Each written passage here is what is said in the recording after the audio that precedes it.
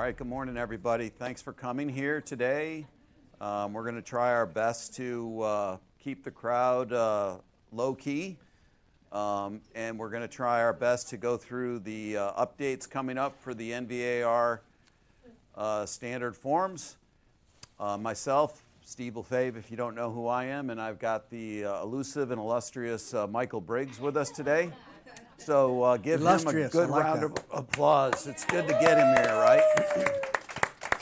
So to start off, we thought there was a video that came out from NVAR from their attorney. I don't know if you got a chance to see it, but we thought it was such a good video that it was worth bringing up here today. So we're going to start off this session by showing you that video from NVAR. It's only about 5 minutes max, right? So tune in. So here you go.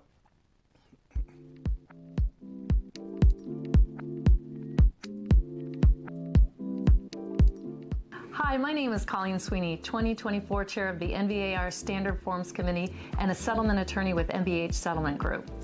And I'm Maria Flax, Senior Director of Legal Affairs and Staff Liaison to the Standard Forms Committee. Over the past few months, we have met with various leaders and experts in the real estate industry to ensure that our forms are future focused and to get a sense of what real estate transactions would look like in the coming years. After listening to countless NVAR members and industry attorneys through many meetings, as well as lenders, the goals for NVAR's forms boiled down to 1, transparency, and 2, efficiency. Agents wanted more transparency for themselves and for consumers, and everyone wanted more efficient transactions.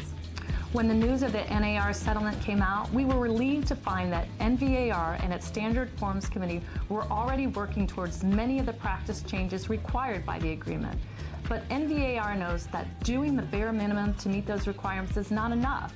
Through our many member consultations, we could see how the real estate landscape was evolving and that eventually the practice of cooperative compensation, that is, an offer of compensation from a listing broker to a buyer's broker or a commission split, would not serve the agents or consumers in the long run. Now the seller has the option to pay the buyer's broker and will be able to negotiate that with the buyer directly in the sales contract. Let's start with the exclusive right to sell listing agreement. NVAR made changes across all listing agreements, such as the MLS marketing paragraph, and those details can be found on NVAR's website. In particular, we revised paragraph 4 to clarify the 2 types of time periods that run during the course of a listing agreement. 1, the agreement term, which is the period of the agreement itself, and 2, the listing term, the period when a seller is ready for prospective buyers to learn about the property. For details about Briggs' new rules and policies, check out their website. Today we wanted to focus specifically on the new paragraphs for compensation. The changes made here are mirrored in the exclusive agency agreement, the exclusive right to sell unimproved land, and in the exclusive right to lease. If you remember, this used to be paragraph 12, but we moved it up earlier in the agreement so that the conversation with your client can be held up front. We renamed this paragraph to listing broker compensation to clarify that this provision should now only be used for exactly that, payment only to the listing broker. No longer will an amount be taken out of the total amount and paid by the listing broker to the buyer's broker. This is an important teaching moment for agents. This is where listing agents are free to negotiate their rate with their seller client. Make it clear, seller, this is what I'm worth. This is my value. These services are what I will provide. My value is not dependent on what may or may not be paid to a buyer's broker. You can decide that later. But this is for the listing services I am offering you. Really drive home that agents should no longer be putting the total compensation in this section. We have also added this new section for situations when a listing agent may request additional compensation if there is an unrepresented buyer on the other side. We heard feedback from brokers that some agents were using the variable rate commission section for this language. You can still use that provision for other types of fee structures, but the Forms Committee wanted to provide you standard language for this common scenario. Remember, if the buyer is unrepresented as a listing agent, after you disclose your brokerage relationship, you can only provide them with ministerial acts. Now, this new paragraph is where a seller can choose to pay compensation directly to the buyer's broker. Note the checkbox at the beginning. This means this is at the option of the seller. This is where you explain to your client the benefits of working with a represented buyer. It expands the pool of buyers and makes for a more efficient transaction. When a buyer has representation, they'll be working with an agent who can help them identify and resolve common issues without holding up settlement. The buyer will be more likely to understand the terms and conditions that they're agreeing to, which means that they are less likely to default on the contract. Remember that after August 17th, 2024, you can no longer advertise this amount on the MLS. But the parties are free to negotiate it as part of their sales contract. This allows for the parties to have their final say in any commission paid from the seller's side to the buyer's side, and it will be transparent in the offer and in the final contract. Seller subsidy, or as some of you may know them as seller concessions, are payments from a seller to a buyer to help with the buyer's closing costs. This can be for a leaky roof or a broken fence, whatever the parties agree to. Seller subsidies have been part of the sales contract for years, but we've added this to the listing agreements now so listing agents know what to advertise or whether their seller will even consider requests for subsidies from a buyer. Keep in mind that seller subsidies can be advertised on the MLS. However, the offer of a seller subsidy cannot be conditioned on the buyer having representation. That means if a seller subsidy is offered at all, it must be offered to a buyer regardless of whether they have an agent. It is also important to note that the seller subsidies may be subject to lender limits if they are not used for commissions. Buyers should be aware of those limits when making their requests. Rule of thumb: seller paid buyer's broker compensation is for a payment from the seller to the buyer's broker. Seller subsidy is for a payment from the seller to the buyer. The buyer is then free to use the seller's subsidy however they want. Okay, let's move over to the buyer side. The buyer-broker agreement has only a few modifications. As you can see, the compensation paragraph looks mostly the same as what you're used to. Pursuant to the NAR settlement agreement, we removed the line allowing the buyer's broker to retain any additional compensation offered by the seller if that exceeds the amount agreed upon here. The buyer's broker cannot get paid more than what was agreed to in their contract with the buyer. This new section should help buyer's agents when negotiating for their clients. Here, a buyer can direct their agent to ask for some financial contribution from a seller, whether it be buyer-broker compensation or a subsidy or both. This will clearly document the request from the buyer and will assist agents when negotiating offers for clients, such as first-time home buyers. And remember, have those agreements signed before showings. Finally, let's bring this all together in the sales contract. We added a new line item for seller's payment towards buyer's brokerage compensation. This is where the parties can negotiate what the final amount going to the buyer's broker will be. Settlement agents, like me, will know to deduct the amount from the seller's proceeds and direct it towards the buyer's broker. This line item will make it clear what the final amount seller is paying to the buyer's broker will be. You don't need to write an addendum or look back on all the texts and emails to figure out what the seller was willing to pay. This is it. This is the final agreement between the parties, decided by the parties. Additionally, we added legal language to support a buyer's broker's ability to collect any compensation owed in the event the seller does not make payment as outlined in the contract. The language makes the seller's intent clear with the goal of allowing the buyer's broker the ability to file a claim against the seller through third-party beneficiary legal principles. In the event you need further information related to third-party beneficiary claims, the NVAR legal hotline is available to you. And that's it for compensation. The Standard Forms Committee will continue to review the forms to determine how they can be improved in the face of the ever-evolving industry. We hope that the updates will create a more transparent and efficient marketplace for consumers and agents. For this and the remaining forms changes, we recommend attending an NVAR Standard Forms update class. You can also request one of the NVAR attorneys to come to your brokerage to teach the forms to your agents. And as always, the NVAR legal hotline is open for your questions, feedback, and suggestions for the forms. Thank you all for watching.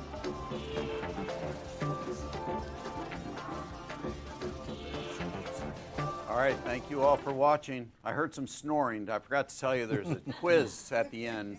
So. Yeah. Just kidding. Hopefully you found that beneficial if you hadn't watched it. And you can watch it over and over if you want on NVAR.com. So we're going to start off right into the exclusive right to represent buyers agreement. We didn't provide all the forms for all this, but we did provide the NVAR updates. So if you want to follow along, we do have the forms in here, so you will be able to see them. So tagging right in, really the major changes on this form are with page 2 of your buyer brokerage agreement, and mainly in the compensation paragraph, paragraph 8. So as outlined in the video, one of the major changes in this paragraph was the removal of the language that said any additional compensation would go to the brokerage. In this case, now, whatever number you put in here is the number that you are eligible to get. If you do have a number in here that is a number that is lower than what is being offered out by the listing company or the seller, you can always renegotiate your terms in your buyer agency agreement.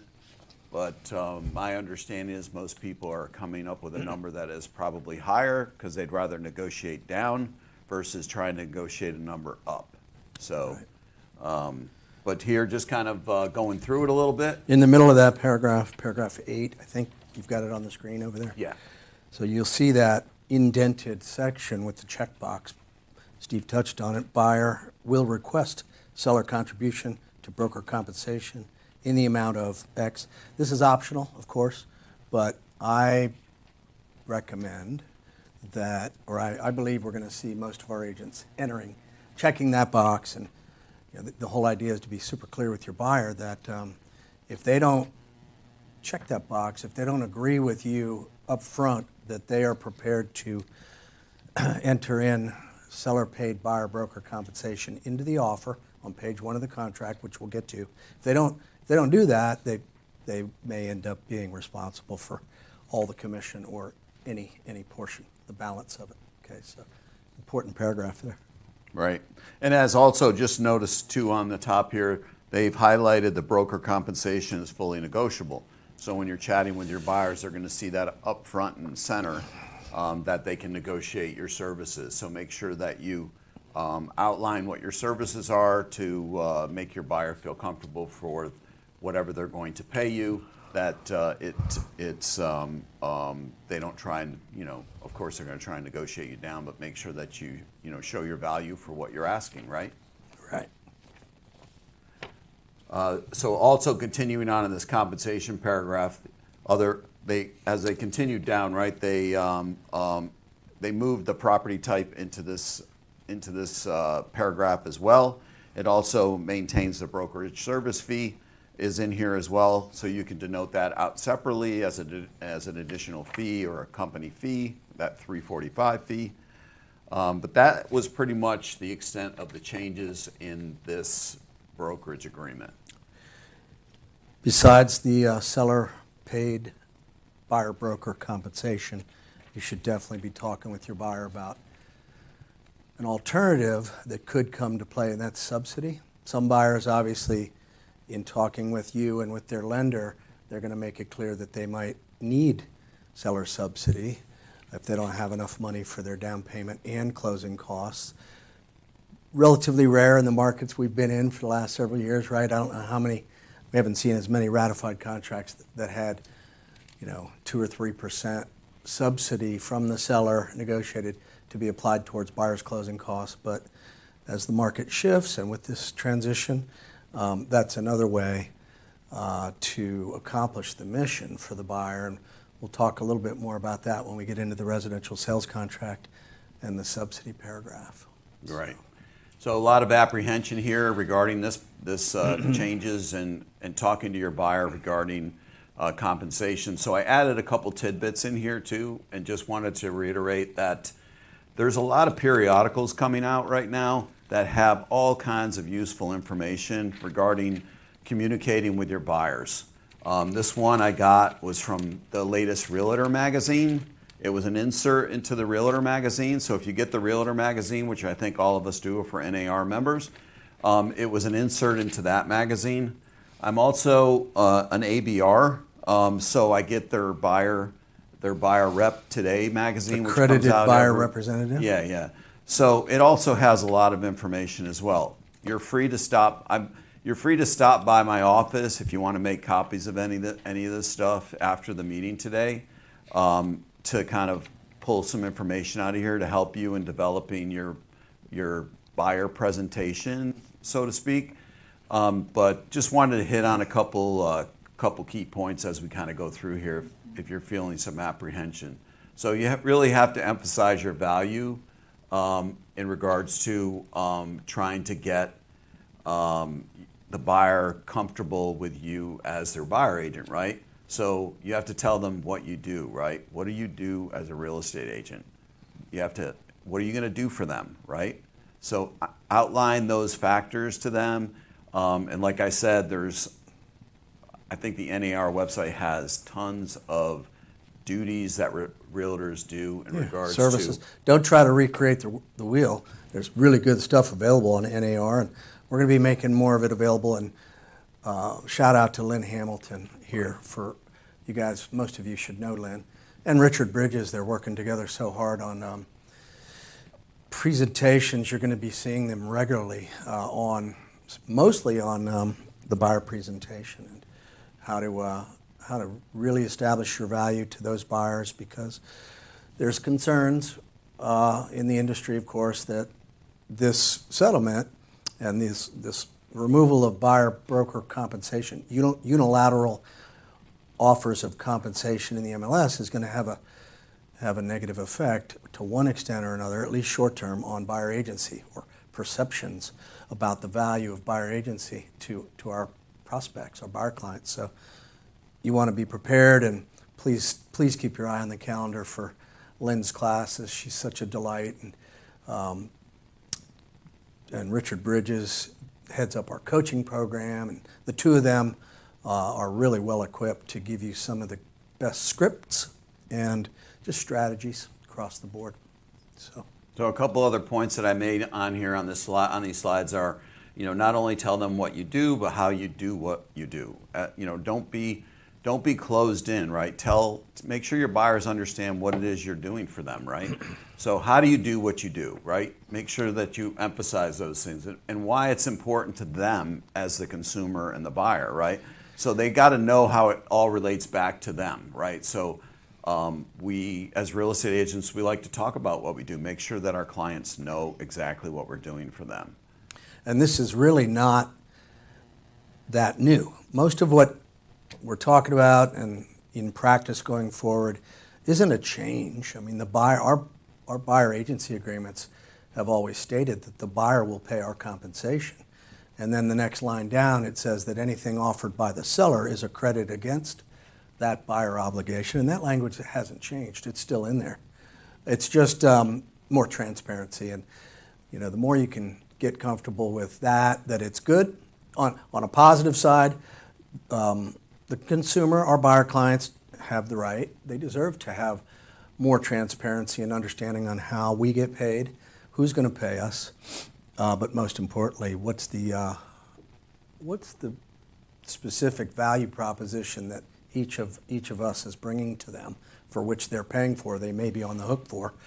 And it's just now more clear that that they can build it into the price if the seller isn't offering what your minimum compensation. You got to decide what is the absolute minimum compensation that you're willing to end up working for, and that can change after five or six offers for a buyer, right? And Sure. if it does change, then you're going to want to update your buyer agency agreement with the NVAR form, brokerage representation agreement amendment.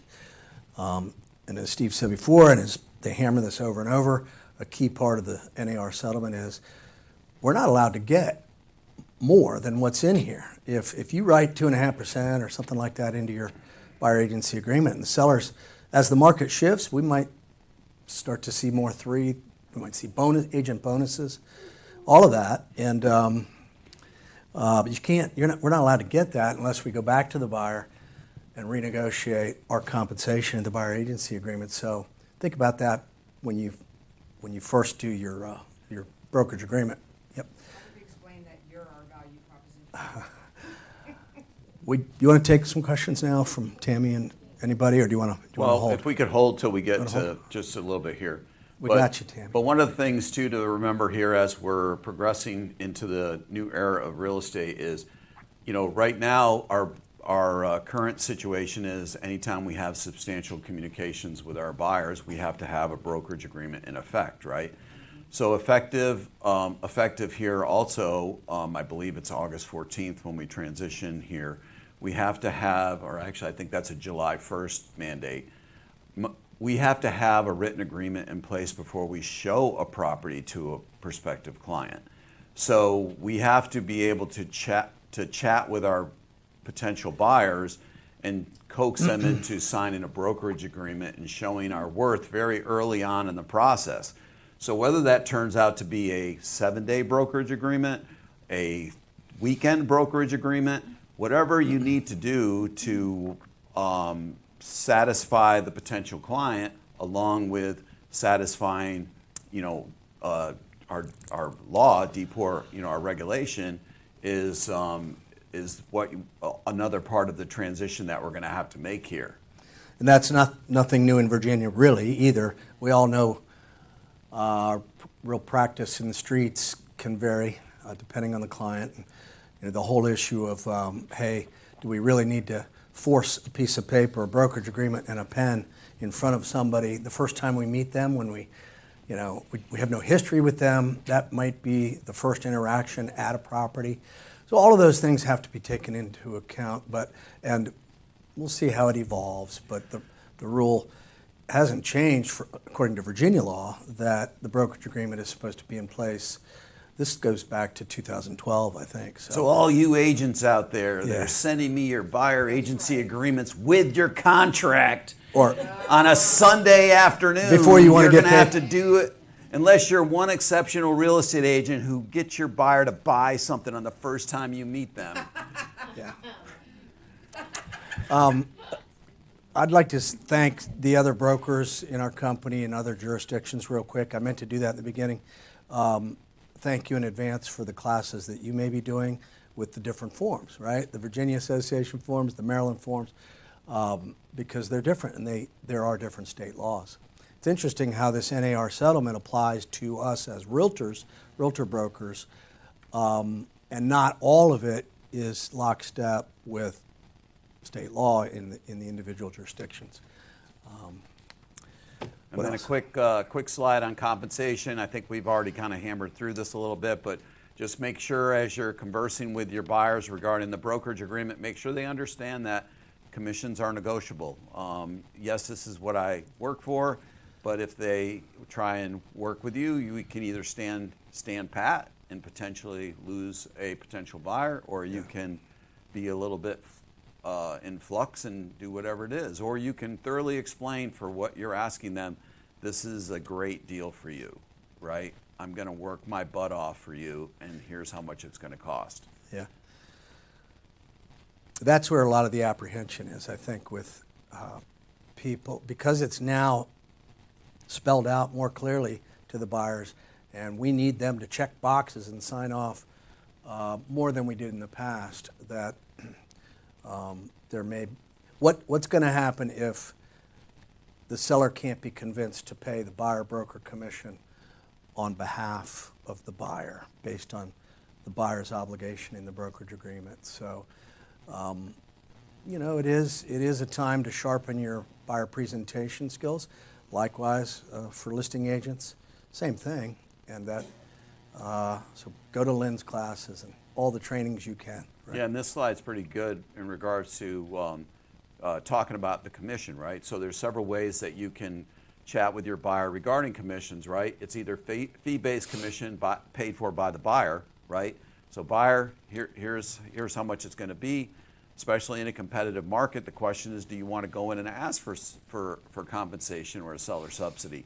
If you're competing with multiple offers, maybe that might not be the best avenue, right? Otherwise, you can ask for a concession from the seller.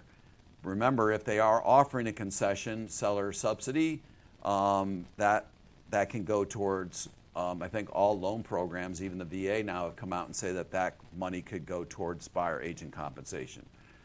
Or you can, if the market really slows down, you can negotiate your way. If the seller doesn't want to pay and you need compensation, you can always try and negotiate part of the listing broker's compensation as, hey, I know, hey, you're getting paid. I don't know what you're getting paid, but, I'm willing to move this deal forward for half, can we split your compensation 50-50? The property might be on the market for 127 days, and they might be willing to do something like that. Yeah. So there's ways to work it. So in the next segment on the listing agreement, I think we'll talk a little bit more about what we believe we're likely to see. That was a good segue. And what we're moving in the listing agreement? Yeah, yeah. Okay, well, not to steal your thunder there. Yeah. No, that was well planned. But, some of the guidance, you got to be thinking about what you're going to advise your client as a listing agent when it comes to the new breakout sections on listing broker compensation on its own, the buyer broker compensation, if any, to be offered versus subsidy, seller subsidy to the buyer to be offered. So right. So that's next. Yeah. Exclusive right to sell listing agreement. Quite a few changes here, especially I think the first part we wanted to chat about was under the Section 4, agreement terms and listing terms, right? So they altered this paragraph. It now identifies both an agreement term and also a listing term, right? So the agreement term I think is very similar to what we're used to before. It just says this agreement will run for a period commencing upon the signature by all parties and expire at 11/59 on whatever that date is. Make sure you put a date in here. Very rarely do we see one as like we used to see a lot 90 days from the date the property goes in the MLS or stuff like that, but try and put a date in there. and that's actually not okay to put 90 days from MLS, really. Right. That's ambiguous. So Well, they do have in here if it's left blank, it is defaulted to 90 days from the date. that's Virginia law. Yeah. And then you also have the listing term, right? The listing term begins when the seller instructs the broker to allow any potential buyers to learn about the property. Listing terms shall go into effect on or about whatever that date is. So if you're signing a listing today and you're not going to publish it as a coming soon or put it out there until July 15th, that would be the date that you would put in there, right? Because you're not going to put it out there for potential buyers to learn about until that time frame. So two separate dates now, right, outlined here. It did kind of used to be in the marketing. They kind of moved this a little bit. It used to be in the marketing paragraph 10 of the old listing, but now it's out here in front. So this is when it's going to go. It's going to go in. It also puts in the new terms from the MLS, saying that it has to be uploaded in the MLS as either a office exclusive, coming soon, or an active listing within 2 days after the start of the listing term. So, or as MLS rules require. So make sure within that 2-day period of time you have uploaded your MLS or uploaded into the MLS and published it as either a coming soon active or office exclusive. So this one line again under the listing term, the definition says the listing term begins when seller instructs broker to allow any potential buyers to learn about the property. That I talked with Steve a little bit about that. I'm going to be interested in seeing how additional instructors present that, because to me it sounded a little bit vague, or what does that really mean? When seller instructs broker to allow any potential buyers to learn about the property. I think that what you should, and then it says listing terms shall go into effect on or before blank. I think that you should really take that to mean, certainly if you are thinking you're going to show the property before it, as you're getting ready, you're fixing up the property and all of that, anytime you are actively sharing information that could result in a showing, obviously then that would be the commencement of the listing term, and you got to put it in MLS within 2 days of that, either as a office exclusive, and hopefully everybody, most of you have become more familiar with that. It's been the source of a lot of confusion and a little bit of change, evolution on the part of Bright, but there's good reasons for that. You put it in as a coming soon, even though you're not going to be ready for showings for whatever period of time. It gets entered into MLS as an office exclusive. Right. Well, I think the checkbox too on that office exclusive form, there's 2 checkbox. One is that you're going to aggressively market it as an office exclusive, or 2, you're going to not allow any showings during the you're not going to effectively market it or do anything with it during the office exclusive period. So I think if you're checking the box that you're not going to do anything with it during the office exclusive, because I mean, you have to put it in within 2 days, right? But if you're not going to do anything with it, like put it on the Samson page, you know, the insider page, or you're going to put it in First Up or something like that, that would be actively marketing it as an office exclusive. If you're not going to do that, I think that it's going to determine what your listing date or listing term date would be. Right. So if you're going to market it as office exclusive within 2 days, that would be, or whatever that time is, that would be the date. If you're not going to actively market it as an office exclusive, you're just putting it in to publish it to comply with MRIS rules, then whatever date it is that you're expecting it to either go coming soon or active, I think that would be the date that you would put in there. Fair enough. One more comment on these 2 terms, agreement term and listing term.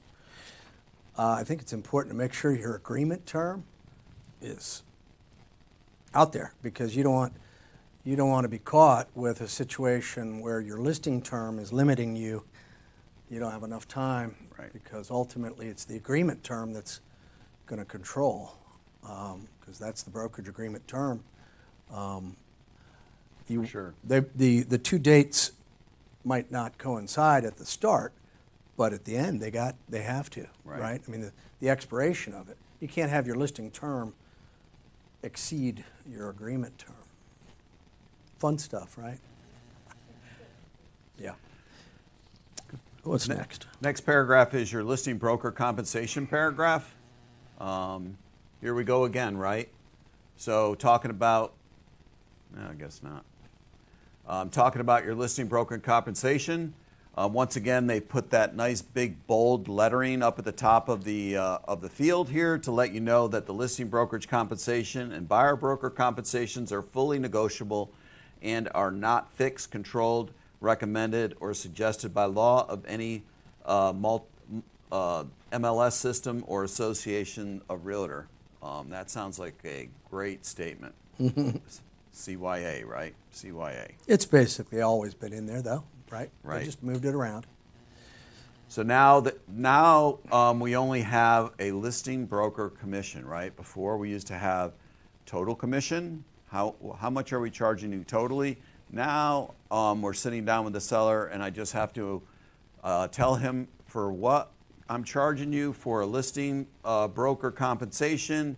Here is my value added for my portion of the commission. And so that would be in paragraph A. And that could be denoted as a percentage of the gross sale price. It could be denoted as a dollar amount, or it could be noted as a percentage of the gross price plus an additional amount. So if you're with a team, or you have a team fee or a transaction fee that you personally are adding to the transaction, then you would put it in as, say, 2% or 3% or whatever, plus whatever your team fee is added onto there. And then, of course, the $345 brokerage fee would go down in paragraph D. Right, that's separate. Please keep it separate. There's a spot for it. It's defined. That's a brokerage service fee. Our fee's $345. Whatever you negotiate for yourself and or team expenses, team admin fee, marketing fee, staging fee, right. All of that is totally fine.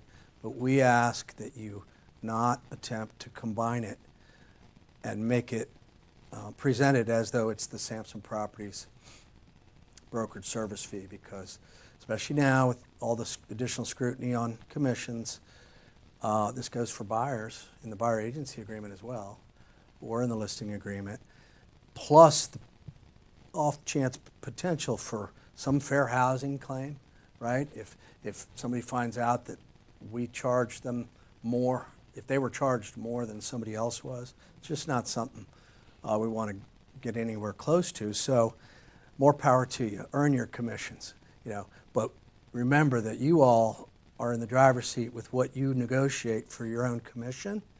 Company dollar's the same here, right?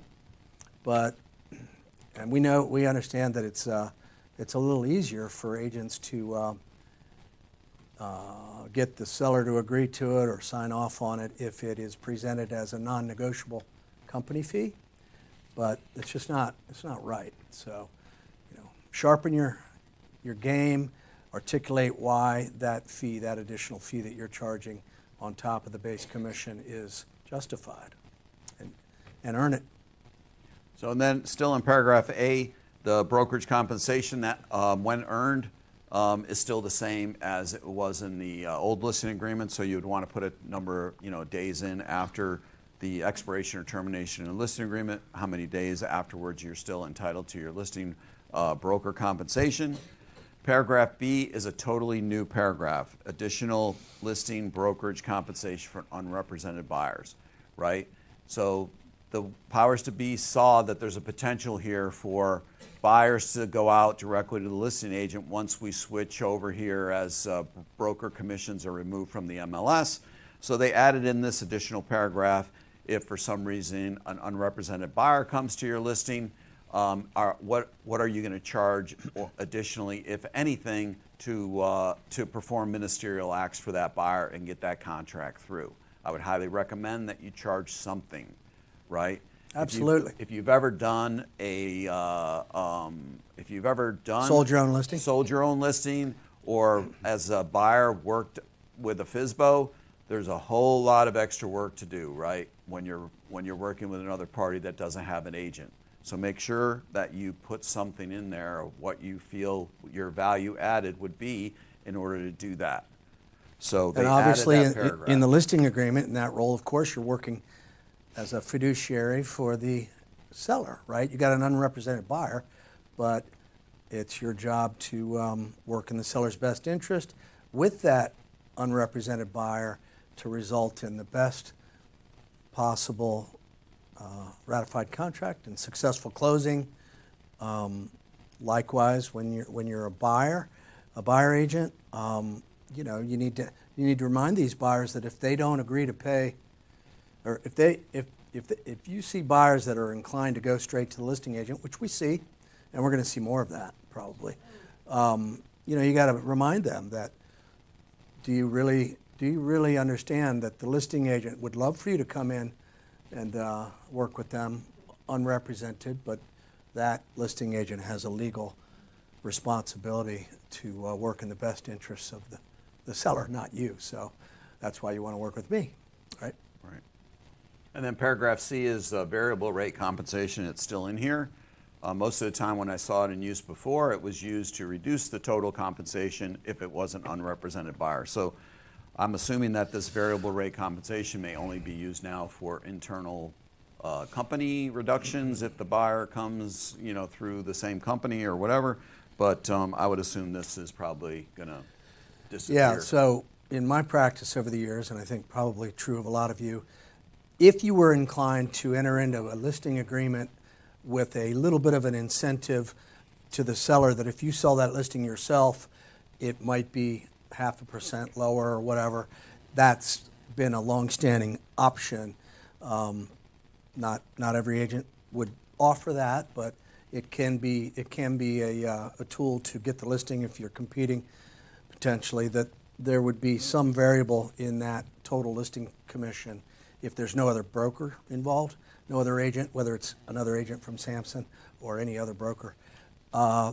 We always used to use that paragraph as an example of variable rate. That is a variable rate, and that has to be disclosed. That always had to be disclosed if in MLS as a modified exclusive listing variable rate, if there's going to be a reduction in total commission paid by the seller if the listing agent is selling it themselves compared to if there's co-brokerage. The reason was so that buyers that have buyer agents can be on a level playing field.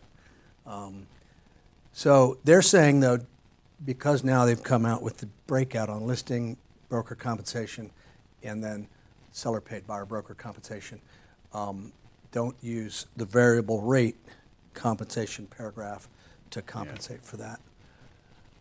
Yep. And then paragraph 6, for the most part, is the same, all language that we've seen in previous listing agreements.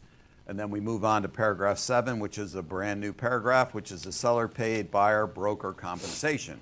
So this is now added in. It used to be paragraph 12C, right? We used to denote what we were going to pay the buyer agent from our total compensation, but now it's the seller paid buyer compensation paragraph, right? So here is where we're going to have the conversation with the seller and say, hey, seller, do we want to offer any compensation out to anybody that's bringing us a buyer? Yes or no? And here's why we should, or here's why we shouldn't. And you should have that conversation at that point with the seller in regards to whether or not what's going on in the neighborhood, what you see out in the neighborhood, what tactical advantage it could be to offer buyer agent compensation. And that would be checked and noted in this paragraph. So obviously this is acknowledging that it's not going to go in the MLS. The seller, and you can tell the seller that. This isn't, when we say offer it or make it available, that's so that you all as the listing agent can offer it for our sellers' benefit to increase the pool of buyers that are working with buyer agents like we always have, and market that on any other platform besides the MLS.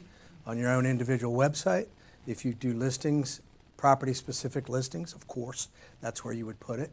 You could put a sign writer on the sign if you wanted, or in your own Facebook marketing media, social media, any other advertising outside of MLS. My hope is that the vast majority of you understand the value of that cooperative broker compensation.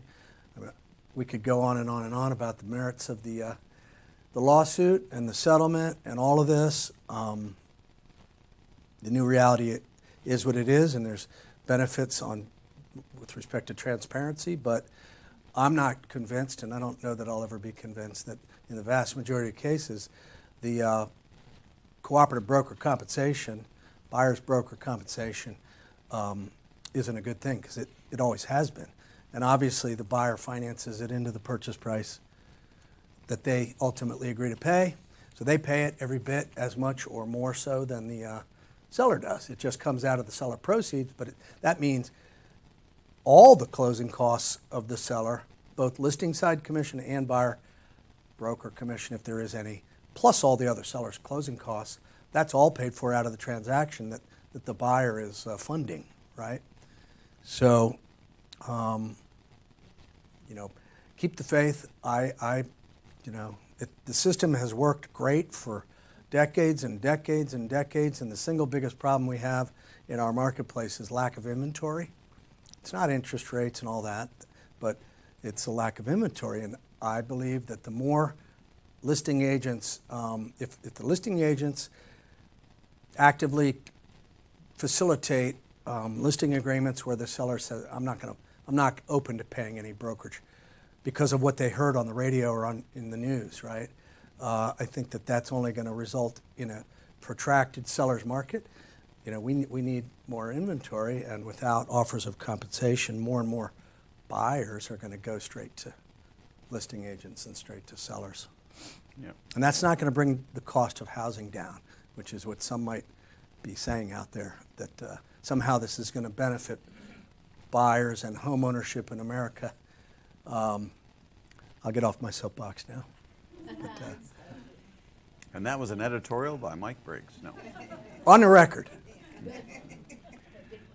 So, and then lastly, we have the seller subsidy paragraph, which is adds in the seller if the seller wants to offer a seller subsidy. Now, remember from the video, this seller subsidy could be theoretically an offer of compensation that the buyer could use to pay their buyer agent, right? So, but if the seller offers it, it has to be offered whether there's an agent or not. So if you're chatting with your buyer agent or you're chatting with your seller and they decide to do a seller subsidy of, 2% or 2 chickens or whatever you want to call it here, and the buyer comes without an agent and the seller says, well, they didn't have an agent, I don't want to offer this, right? But the buyer saw it in the MLS as a subsidy and wants the subsidy, it has to be, you have to make sure that the seller understands that yes, if we're trying to forego the 752 phone calls that we may get for agents calling us to ask if the seller is interested in paying any buyer agent compensation and are going to slide it in under a seller subsidy, remember that if it's in the MLS as a seller subsidy and the buyer comes without an agent and asks for the seller subsidy, they're still entitled to it. Of course, it's negotiable, but I don't want to be the first case where I'm working for a seller and they don't give it to the buyer and they're unrepresented because the seller said, well, I was only offering that because that was for a buyer agent. So it's a slippery slope, right? So, but it'll be interesting to see how many listing agents choose to advise their seller to allow them to enter in a nice subsidy of certain percent, flat fee or percentage, as an indicator to buyer agents that there's a pot of money there that can be used as the buyer chooses, for example, to cover the buyer's obligation for buyer broker commission. I mean, that's the key. It's a new field and it's searchable. I mean, it's right there, subsidy being offered. Maybe the listing agent would offer buyer closing cost subsidy and buyer brokerage commission. You're just going to have to put that in your offer, and we're getting to the residential contract next. But the buyer could ask for both. The buyer could ask for subsidy and for the seller to pay, regardless of what was advertised. Any questions on any of this seller or this financial part of our listing agreements, or even if you have some from the buyer agency agreements that I forgot to stop and ask Tammy if there was has a any question, questions? So I think Tammy had her question. She had her hand up earlier. So give us an gosh, education, I have Tammy. so many questions. so many questions, but we don't have any backing answers. So backing up to the amendment to the buyer broker agreement. Let's say we have that we're going to ask for 2.5% from the seller for the buyer when we write a contract, and we go in and we have multiple contracts and we're negotiating and we want to reduce that to say 2. Can we make the amendment property specific? Of course. Okay. Next question, unrepresented buyer in the listing agreement. Can that amount be different than what you offer out to pay a buyer broker for an unrepresented buyer? Yes, absolutely. Yeah. And it that probably would be, right? Yeah. Often So it what will be. is to stop agents from going in and making that lower to entice the buyer to use them instead of a buyer broker? And isn't that going to cause conflict? Man. So I don't have there's not a logical response to that. I mean, there is no words to explain how that is potentially going to be fair and equitable for Right. buyer agents and fair and equitable. I mean, the for listing agent is potential always in the buyers. driver's seat, right? Mm-hmm. And that's going to be a negotiation every time. It's real brief. I'll read it again. Additional listing broker compensation for unrepresented buyer, if anyone, produces a buyer ready, willing, and able to buy the property, and such buyer is not represented by a broker at the time of ratification of the sales contract, seller will pay broker, that's listing agent, listing broker, the following, in addition to the listing broker compensation. Right. X percent or X dollar amount flat fee or some combination thereof. So, I mean, that's going to wade into the seller's decision-making as well. So if, I mean, just like it does today, I mean, there's no difference in today, right? If I'm looking at multiple contracts and I'm a seller and I've offered out X amount of dollars in compensation advertised in the MLS, and I've got an unrepresented buyer contract that may be theoretically less, but my agreement with my listing agent is a reduction in my total commission from X to Y. Of course, that's still currently a detriment potentially for a buyer agent coming in, trying to compete with that. Yeah. And that's why it's always one of our top questions when we ask, when we're writing an offer for our clients, as to are any of the buyers, I'm writing an offer, do you have any offers? Yes, we have 27 offers. Are any of them written by you or your company? That way you know if there's a potential that the seller could financially gain from ratifying an offer from internally, right? So it's a similar situation. The only difference is now the buyer has to pay the compensation, and they may not be able to do so, so you may not be able to make too many reductions in regards to that. So your buyer may be in a bad situation, or, you know, in regards to that potential. So it By the way, if still you needs want to to ask go that, in if you're- MLS under variable rate, though, right? Right. As far as we know. And then the last question has to do with how we advertise commission out to other buyer agents. If we were to advertise it on a rider, and we were to say 2.5% buyer agent compensation, and we negotiate that in the contract differently because of multiple offers, is that false advertising? No. No. No, okay. And then, can we put in MLS, go to our website for buyer agent compensation? No. We can't. No. Can't do any of that. Can't say those words in there. Okay. That's the For more information? that's the big gorilla, or DOJ. For more information, please visit my website. Okay. Or if you have a property-specific No, Or- I don't want to be called every time. yeah. But, I mean, I've seen some people, they're going to do like an individual property website for everyone. And then, you know, in that website we'll have whether or not they're buyer-friendly or not. But you can't put anything in the MLS that gives any indication whatsoever that there's an offer of buyer agent compensation being made. So remember that. We talked about, could it be in showing time, right? Right, and They're saying no to showing time too. Showing time, separate company. that's not till August 14th. You know, because that would be a good place to put it, right? It's not MLS. It's Right. not Bright, huh? Well, I think we're going MLS. to. We'll hear more about that, but yeah, the legal. There's also a really good webinar that y'all should watch that is on the Bright website that was done 3 or 4 weeks ago, and it's with the general counsel of Bright, along with one of their other top people. It's informative. You can watch that. This isn't designed to be a Bright class, but obviously these forms tie into Bright a lot. So, Ms. Gorham. Thank you. Could the seller and/or the listing agent have legal standing to ask for a copy of the executed buyer-broker agreement before the showing? could the buyer agent? Could the No, the listing agent or the seller have legal standing, perhaps, to ask for a copy of that executed buyer-broker agreement, since it is now within the settlement that it must be provided?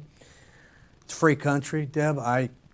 That's an interesting question. Of course, they could ask, but I don't think they would have legal standing. Well, I'll go with the reverse question.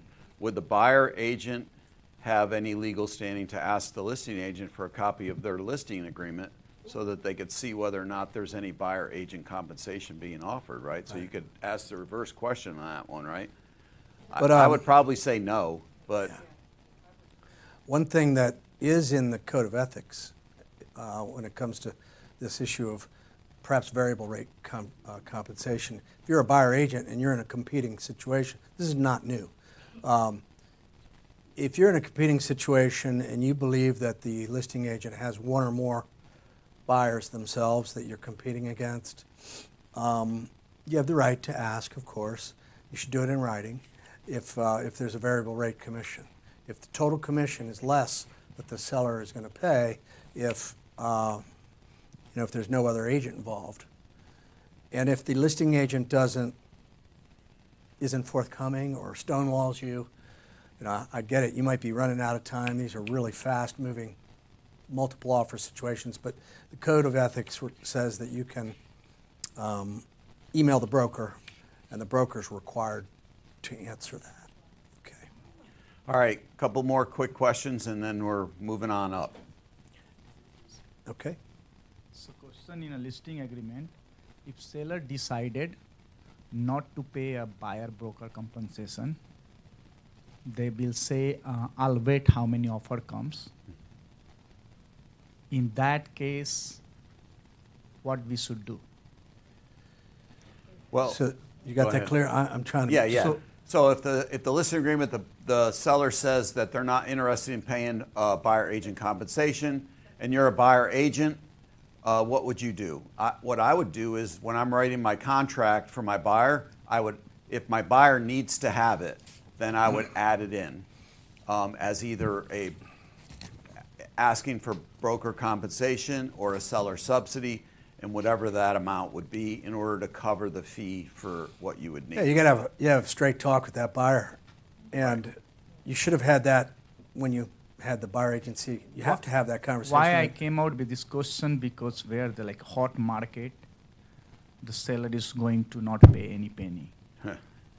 Yeah, so in those cases, those zip code, Right.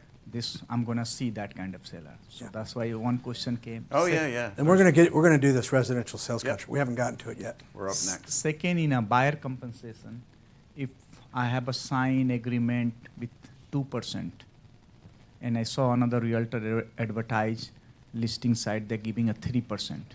So in that case, I should just sign an amendment? Yeah, you need to go with your buyer before you make that offer, and say and that's a tricky one. Yes. That's why we said earlier, you need to justify your full service pro agent value proposition, and put the highest number in your brokerage agreement from the Right. get-go. And again, it says right in there that anything that's paid by the seller or that we can negotiate to be paid by the seller is a credit against that obligation. So, Yeah, this is a But- little tricky, I know. So, but we signed for 2%, and Well- my buyer is ready, and seller is paying 3%. In those cases, if my buyer ready, we can sign the amendment and good to go, right? It's going to be a lot harder for you to get a buyer to sign an amendment increasing the broker compensation. So try and make sure that you go high, and then if you have to adjust, go low. and The if you're talking about a situation right now, No. it doesn't apply yet. Right. Yeah, no, So not you- right now. After now, July but- 1st. Yeah. Right. My other suggestion would be if you have a brokerage agreement for 2% and they're paying 3%, why not do your contract for a 2% buyer compensation and a 1% seller subsidy? There's 3% on the table, right? So do a 1% seller subsidy. I mean, a lot of agents here give a rebate anyways. So theoretically, you're doing your buyer a solid. You're going to look like Mr. Wonderful Real Estate Agent. Instead of trying to recoup that extra 1%, you've made an agreement with them for 2%. Somebody's offering out 2.5 or 3. Hey, let's ask for that in a seller subsidy for a point or a half a point. You're going to have every buyer that guy knows coming and knocking on your door. So, Thank you. all right, one more. Hang on. We can't hear you without the microphone. Okay, I still have a kind of a ambiguous thoughts in my head. Now, if I ask my seller, and seller agreed to say 3% or 2%, they're willing to give seller subsidy. Do I have to disclose that in the listing? that 2%, my seller willing to pay subsidy 2%, or I don't have to? You're not required to. Well, Required if it's in the to? listing agreement as a seller subsidy and the seller has instructed you to offer out a 2% seller subsidy, then Okay. yes, you have to put it in the MLS. There's a field for that that's in effect already. There's Okay. a seller subsidy offered already, check yes, and then it asks for the percentage or the amount. Well, so hang on. What So it says. What it- I'm saying is that if seller said, I will, worst comes worst, I'll offer 2% of a sales price, seller subsidy, but I don't want you to advertise. Can I read So, full that information? Paragraph 8 in the agreement says, it's a checkbox. Seller will not consider seller subsidy, or seller will consider Subsidy. seller subsidy and authorizes broker to market an unspecified amount or a certain percentage of gross Okay. sales price or got it now. flat fee. So I think what that means is we'll consider it. You don't have to put, Right, that's my question. Then I don't have to divulge the 2% That's right. sellers willing to pay out, unspecified. Unspecified. Okay, that's my question. you're indicating to all the buyer brokers out there that, of course, we're willing to, we want to negotiate. You know, we're not saying necessarily full price or escalated price, no subsidy, no concession at all. It's all negotiable. We'll consider. Residential sales contract. Well, just a couple things here on the marketing, right? So they made a couple changes in the marketing section, paragraph 13. Right. The MLS marketing, yes or no, whether the seller authorizes the broker to market the property in the MLS. And if the seller authorizes broker to market the property in the MLS, broker will disseminate via MLS information regarding the property, including listing price, final sale price, all permissible terms, and all status updates during and after the expiration of the agreement. Broker will enter the listing information in the MLS within 2 days of the listing term or as MLS rules required. So, or 2, if seller does not authorize broker to market property in the MLS, broker will instead market property as an office exclusive listing unless and until seller desires to market property via the MLS.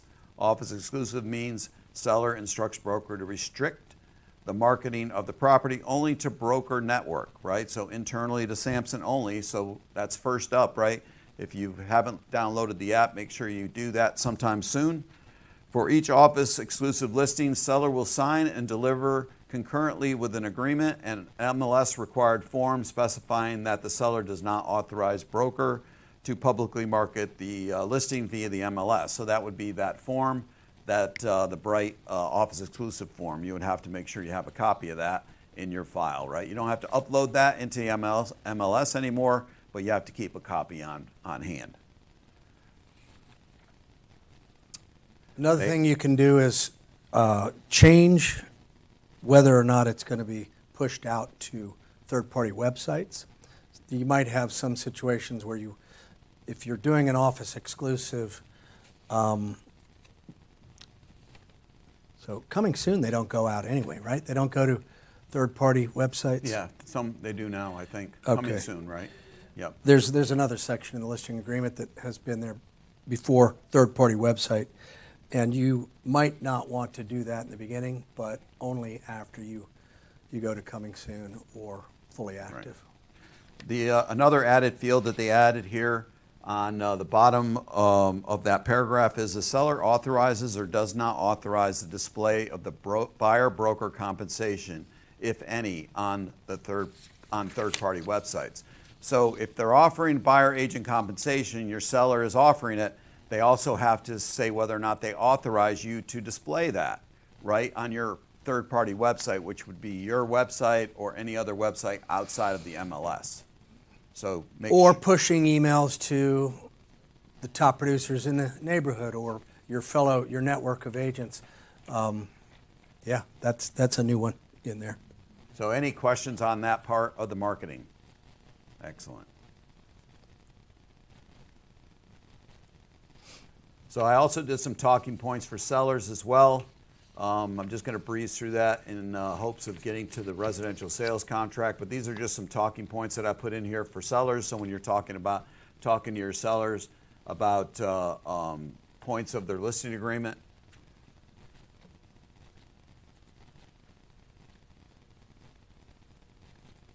That's me. All right, residential sales contract. So we got page 1 of the residential sales contract. Pretty much the top part has remained the same. And then we get into the pricing paragraph, paragraph 2. So you guys are familiar with paragraph 2 the way it's been. This isn't any different as far as 2A, B, C, or D, really. That's all been there. Sales price, down payment, buyer's loan amount. What's different now, and total financing. What's different now, subsidy was in there before, right? But they've added the very clear words, seller's net reduced by, right? That's there. So nobody's making any mistakes. It does reduce, of course, seller's net. And then seller payment towards buyer broker compensation. Also, seller's net is going to be reduced by that dollar amount or percentage. And so when you are writing your offer, just decide whether it's going to be actual dollar amount or a percentage.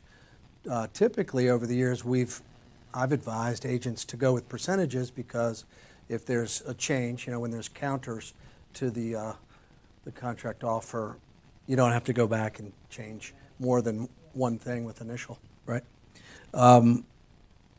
This is important, the last line under 2E, important for us as a brokerage and for you all.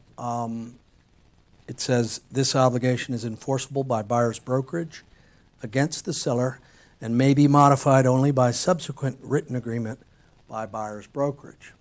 So we were always trained over the years that, the contract that was created with compensation, one of the foundations of the MLS from the very beginning was this unilateral offer of compensation from the listing brokerage to the buyer brokerage. Broker to broker, binding offer of compensation, which can be enforced through realtor association arbitration if the listing company decides not to pay it or whatever. It was based on that offer in the MLS, and an actual legal contract was created thereby. But now, in other words, we're third-party beneficiaries. The real estate brokerages and agents are third-party beneficiaries to this contract, which is really principals are buyer and seller, of course. But they added this language to give it legal teeth, right? Third-party beneficiary. When we have a for sale by owner, we would always recommend using the separate Samson Properties non-agency for sale by owner commission agreement. In commercial, you don't do business without a commission agreement, right? And usually you want to have a separate commission agreement, brokerage to brokerage. But this transition now is it's clearly going to be in the purchase agreement right there, and it would be it wouldn't work well for a seller to come back later and try to say, well, I didn't understand it, or I'm not paying it. Even though we're not a party, we're a third-party beneficiary. So. All right, thank you, Mike. Yep. And then the next change, moving on to paragraph 3, is in the EMD, the deposit paragraph, they changed. It used to be calendar days, and now it's business days. So if you put 3 days or 5 days in there for the earnest money to be delivered, it's business days versus calendar days, which makes it a little bit more relaxing for our buyer and us. So that's a very nice change. Let me jump in real quick, just because I always like to say this on this subject, because we've got so many agents from across our footprint, so many that came from different brokerages which had a different policy on this. I strongly recommend that you make the EMD, you advise your buyer to have the EMD deposited with Samson Properties as the escrow agent rather than the title company. Obviously, Cardinal Title or most title companies, any title company, will act in that capacity, and a lot of brokerages out there have trained their agents that that's their company policy, that you got to have the buyer designate the title company as the escrow agent for EMD, but that's not what we recommend, and that's because time and again we've found over the years that in the event of a dispute over the release of EMD, when a deal falls out and a seller is angry at the buyer and they don't want to execute a release of the earnest money, even when they really should, because the contract was clear and the buyer had the right, either the contractual right or the statutory right. When the money is with Samson, we've got an option that's available to us that title companies don't have to get that money back to our buyer. And it's in the code in Maryland and in Virginia. And it doesn't always work, but it is one option that's available. It's a 15-day notice of intent to release escrowed funds. In Maryland, it's a 30-day notice. And oftentimes it has worked so that we can get our buyer clients' money out of escrow and you can move on and go buy another property. So. All right. Thank you, Mike. Next on the docket is paragraph 8, Virginia Resale Disclosure Act. So the changes in here has now allowed us to put days in here in regards to the contingency for our buyers and in regards to our buyers for how much time they have to void a contract based on the review of the HOA or condo docs. And for those of you who don't know, this came out last July, right? July 1, I Right. believe. And Well, this is Virginia, and the Virginia Resale Disclosure Act, this one paragraph is in place of what we used to have, two different paragraphs, one for POAs, HOAs, POAs, and one for condo. They rolled it together, so this act, this new law in Virginia applies across both HOAs and condos, right? But it's a big change in that, as Steve said, the buyer and seller can negotiate the time period for cancellation, buyer cancellation. And it used to be 3 days or up to 7 by way of an addendum. NVAR currently in their library has an addendum that allows the parties to extend that buyer cancellation period from 3 to 4 or to 5, 6, or a maximum of 7 days. Well, that's all going away, and it's open-ended. It obviously doesn't extend beyond the settlement date, never did, nor should it. But so if you're a buyer agent, you might want to put a number in there that's a little bit longer, right? Later. If you're a listing agent, don't be asleep at the wheel. You better fill that in. If it's left blank, though, it defaults. I think the 3 code. days. Yep, 3 days. Defaults to 3 days. It can Could be shorter. It can. Mm-hmm. It can't be. Well, obviously, if they're given to you before ratification, the buyer could pull their offer. Sometimes that happens, right?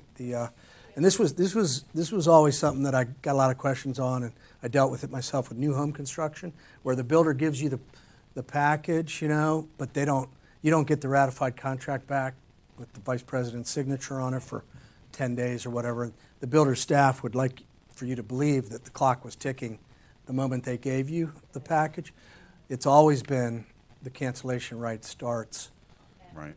as of ratification. A quick note here from the NVAR printout. It says, if selecting 0 days, NVAR recommends providing the buyer with the form buyer's acknowledgement of potential adverse consequences. So you can put 0 in, but make sure your buyer fully understands the ramifications of not being able to void based on the review of that package.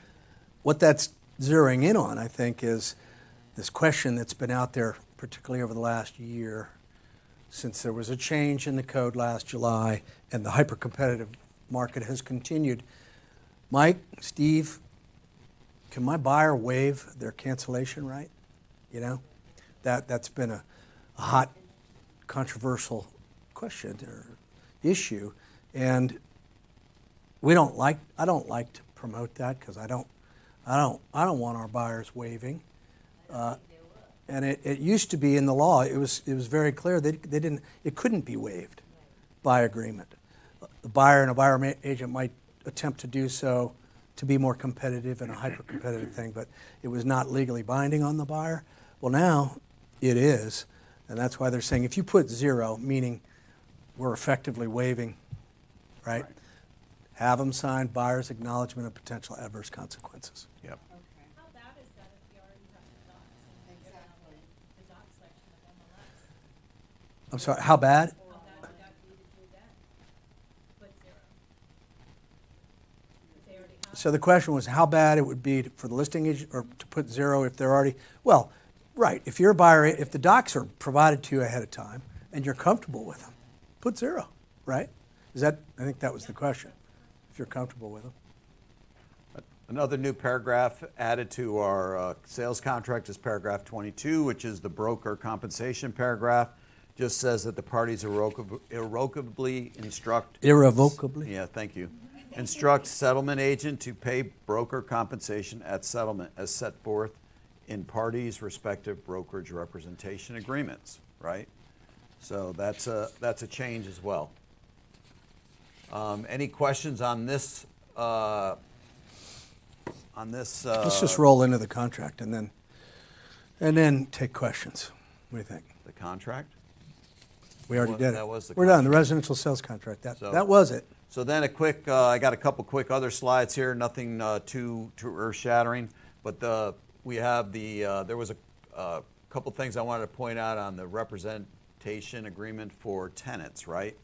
So the one thing to note here is that the lawsuit did not affect tenant agent representation.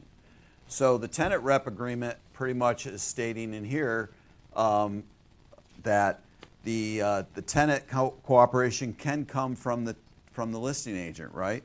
So it does say tenant broker compensation and the sharing of compensation between brokers are fully negotiable and are not fixed, controlled, recommended, or suggested by law or the MLS or any association with the realtor. So the tenant compensation paragraph is pretty much set up the same.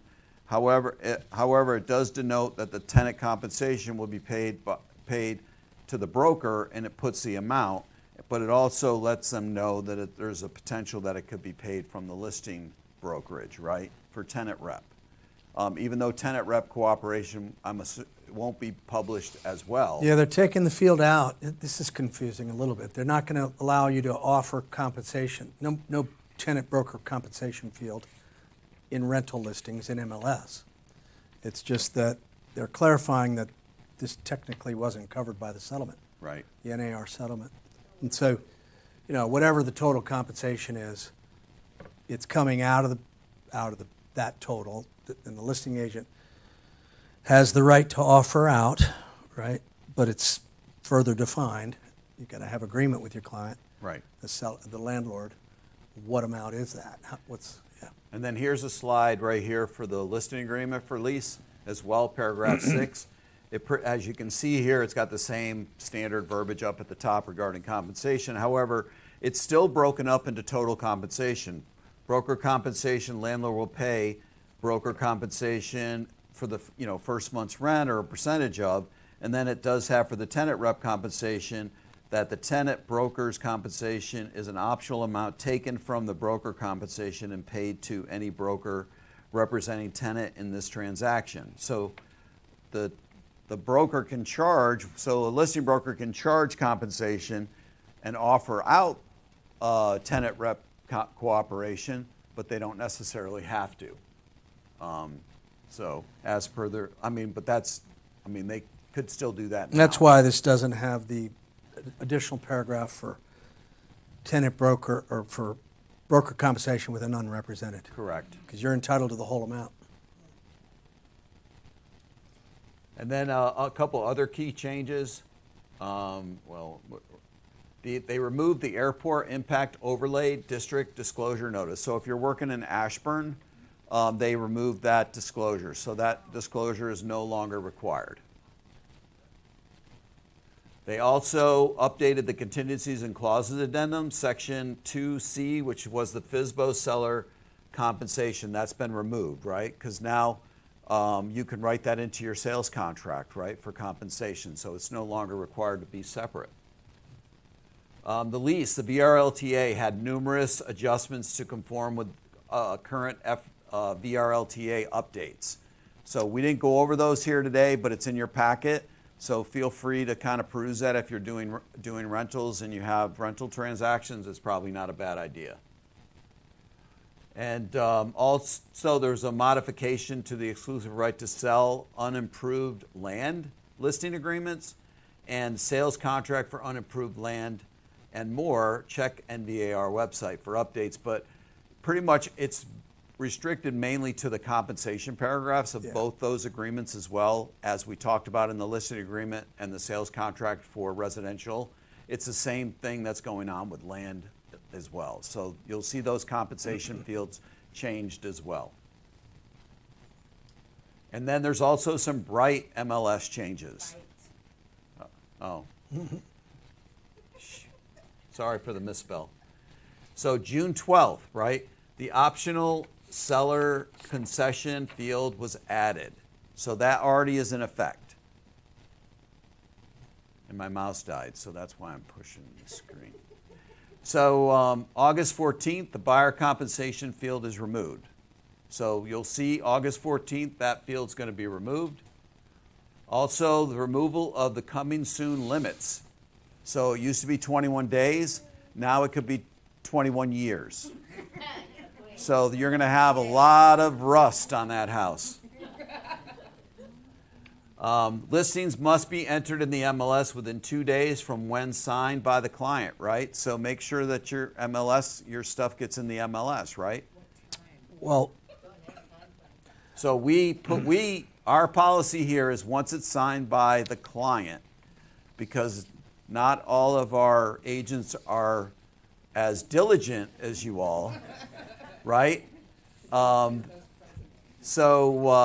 Just because your client signed it today and you sent it in for broker's signature 15 days later, that's not when the clock starts. The clock starts when your client signs the agreement. technically now it starts from when your listing term. Correct. So you can further drill down on it, and that's what the new paragraph is in the listing agreement that we went over, right? Yes. So. And then the MLS disclosures and residential sellers, landlords options form will go into effect and is mandatory by August 14th. And y'all are saying, what the hell form is that, right? So this is a new form that MLS has, and I don't know how well you can see that on that screen, but a lot of words on that one form. But it's on. It'll probably be populated in the Samson folder as well, and part of your packet when you do your transactions on SkySlope. But it's a form that pretty much just outlines some bright MLS policies that they want your clients to acknowledge, and you have to maintain it as part of your package. Mandatory, effective August 14th, optional from today to whenever. This will become a compliance team checklist required item. What's the title of that form? MLS disclosures and residential sellers / landlords options. So on any listing that you're doing, it'll be required as part of your You can package. download it if you want from Bright MLS.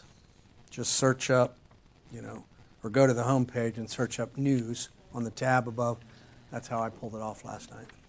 Okay. All right, thanks for coming. Any questions before you all leave? All right, we have a question in the back. What's for lunch? What do you mean? No. Where's the cookies? Where are the donuts? Yeah. I just wanted to know if there is any company policy towards to compensation. Towards what? Towards to the compensation, a percentage of the commission? No. No? No, we're not allowed to do that anymore. We were very proud of it for a lot of years, but that's where, So the that's company where I get the removed- hook. The company removed that requirement for 2.5% back in September of last year. So, that's all a moot point at this point. But yeah, that was We removed. strongly encourage you to promote competitive buyer-broker compensation. We all know how difficult it can be to be a buyer agent in the market we've been in. So there's real value there for sellers and landlords in the vast majority of cases. And so. Regarding, all right, we have a couple more questions and then we are going to cut. Now you keep on saying August 14 is going to go away. Now July 1 onward, until August 14, we still can advertise compensation or not? You can. Okay. So if you're using the new NVAR forms, and the buyer and the seller is offering out cooperative compensation to a buyer, and you want to advertise it in the MLS, you can do that until they remove that field. And you can use the existing forms now. Yes. My understanding is when you go into SkySlope and create a buyer broker transaction or contract or listing, you're going to get a pop-up which is going to say, hey, forms, you want to update.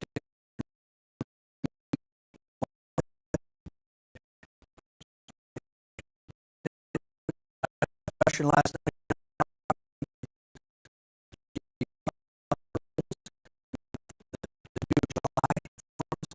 Populated, she used those to make an offer, and the listing agent came back and said, you can't use those forms. They got a July date on them. We're not in July yet. So she was like, what's the jig? And so I don't know if you can change back. So once you update your forms, No. you're not going to be able to. Okay, so I have a listing coming on sometime mid-July. Yeah. Yes. Should I use the old one then? No. Use the new ones. New one. We're going to put broker compensation in the MLS, not cooperative compensation. So, of course, you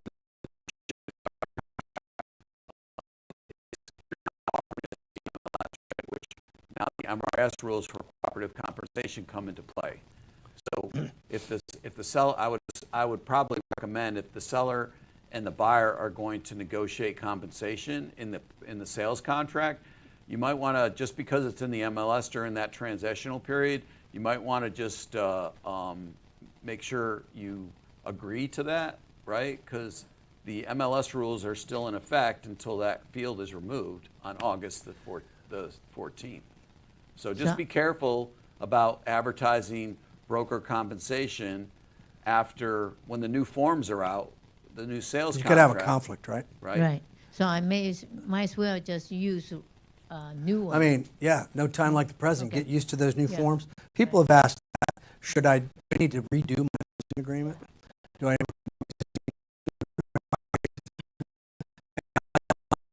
Yes,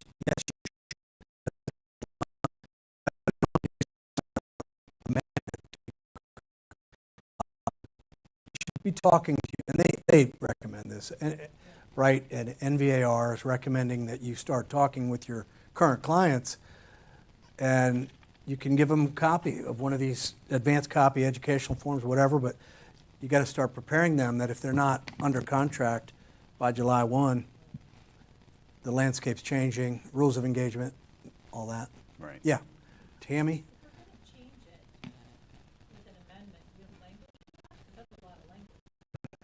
No. I knew you would ask.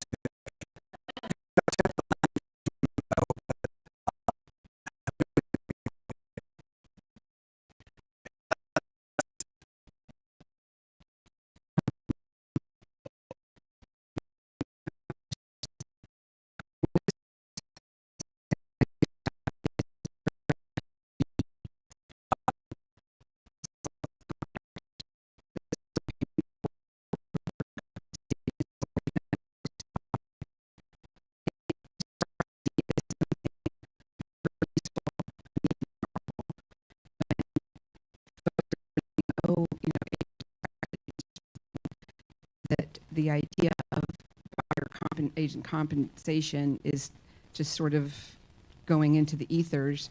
This brings it right back, right there, right bam in front of you, right bam in front of you, dear seller.